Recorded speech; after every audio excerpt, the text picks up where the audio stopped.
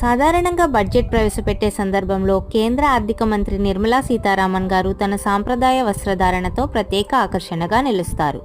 2025 ఫిబ్రవరి 1న budget ప్రవేశపెట్టే సందర్భంలో మధుబని కళతో అలంకరించిన గోధుమ రంగు చీరను ఆమె ధరించారు. ఈ చీరను ఆమెకు ప్రసిద్ధ మధుబని కళాకారిణి పద్మశ్రీ అవార్డు గ్రహీత దులారీదేవి బహుమతిగా అందించారు. మిథిలా ఆర్ట్ ఇన్స్టిట్యూట్లో క్రెడిట్ అవుట్రీచ్ కార్యక్రమం సందర్భంగా నిర్మలా సీతారామన్ గారు దులారీదేవిని కలుసుకుని మధుబని కళపై చర్చించారు.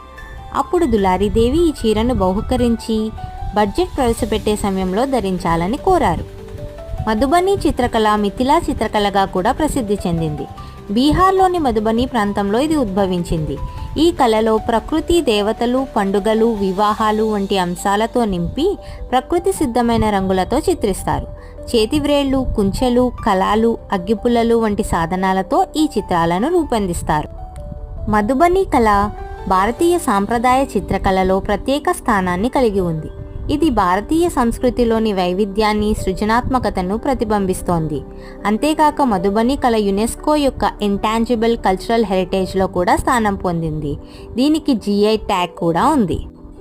దులారీదేవి గారు ఒక మధుబని చిత్రకళాకారిణి. 2021లో ఆమె పద్మశ్రీ పురస్కారం పొందారు. మహిళా మరియు శిశు అభివృద్ధి మంత్రిత్వ శాఖ వారు అందించే ఫస్ట్ లేడీస్ అవార్డును కూడా ఆమె సొంతం చేసుకున్నారు. రామాయణ కాలంలో ఈ మధుబని చిత్రకళ ఉద్భవించినట్లుగా నమ్ముతారు.